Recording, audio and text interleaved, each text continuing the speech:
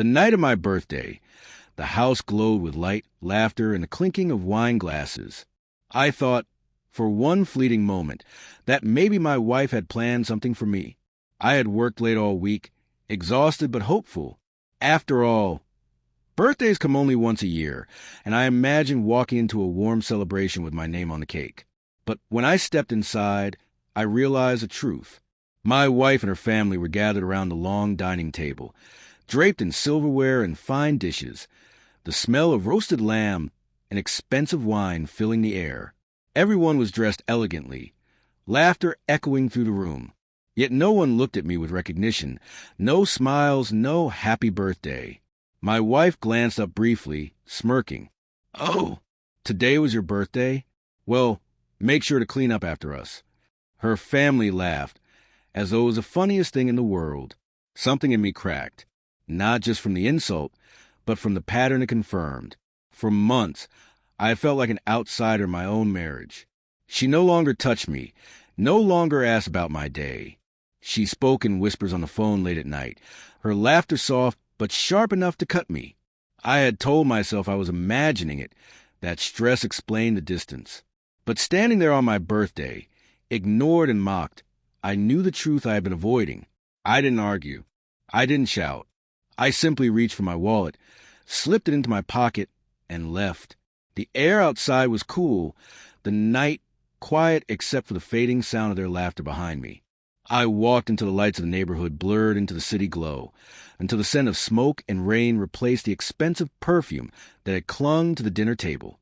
I found a restaurant that night, one I had always passed but never entered, an elegant place with low music and soft candlelight.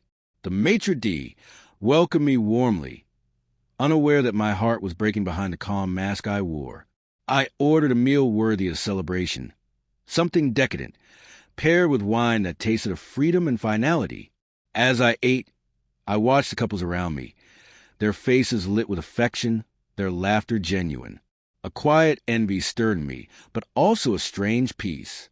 If my wife could not honor me on my birthday, if she could humiliate me so easily in front of her family, then what bond did we have left? Halfway through my meal, my phone buzzed.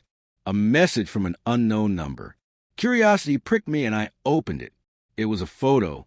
My wife, at the dinner table, leaning too close to a man who wasn't part of her family. His hand rested casually on her thigh beneath the linen, hidden from the others. The caption read, "Thought you should know what's really going on? She's been seeing him for months." The world tilted. My fork froze halfway in my mouth. Rage, sorrow, vindication, all collided in a storm inside me. It wasn't just neglect. It wasn't just indifference. It was betrayal, deliberate and cruel. I didn't reply to the message. Instead, I finished my meal slowly, savoring each bite as though it were a ritual closure. When the dessert arrived, a slice of rich chocolate cake with a single candle, I allowed myself a bitter smile. I lit the candle, whispered a wish, and blew it out. Not for love, not for forgiveness, for strength. Later that night, I returned home quietly. The dinner was over, the guests gone. The house smelled of wine and smoke. She was in the living room, still in her dress, her phone in hand. She looked up when I entered, annoyed. "Where did you go? You didn't even clean up." I set my keys on the table and looked at her, really looked. The woman I had loved, trusted, defended. I thought of the photo, of her hand resting where it didn't belong, of her mocking laugh when she dismissed my birthday. "Do you love him?" I asked simply.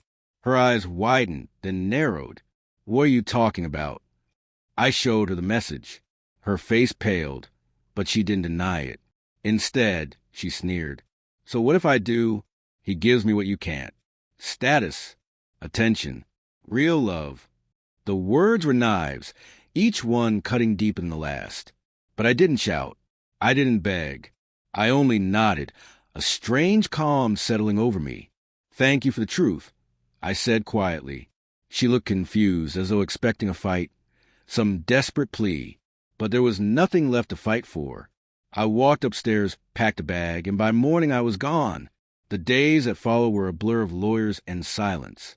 Her family tried to shame me, claiming I had abandoned her. But the truth spread as it always does. The man she had betrayed me with left her soon after, unwilling to shoulder the weight of a crumbling marriage. The lavish dinners grew fewer. The laughter died down. As for me, I rebuilt, slowly, painfully, but with purpose. On my next birthday, I sat at a table surrounded by true friends, people who toasted not my wealth or my image, but me. There was no mocking, no hidden betrayal, just warmth. Sometimes I think back to that night, to the laughter that excluded me, to the cruel words and the quiet restaurant where I finally learned the truth. Betrayal may have shattered me, but it also freed me.